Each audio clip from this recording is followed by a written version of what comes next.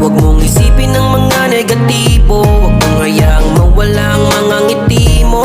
Chika lang palagi at maging positibo, basta gawin mo lang yung mga bagay na di mo ikakapangamak. Laging magpasalamat, gawin mo yung dapat kung anong nararapat. Lagi mong itatatak sa isip mo, gawin mo lang ng gawin mga hilig mo. Gawin mo lang ng gawin mga hilig mo, huwag mo na lang pansinin ang nasa paligid mo.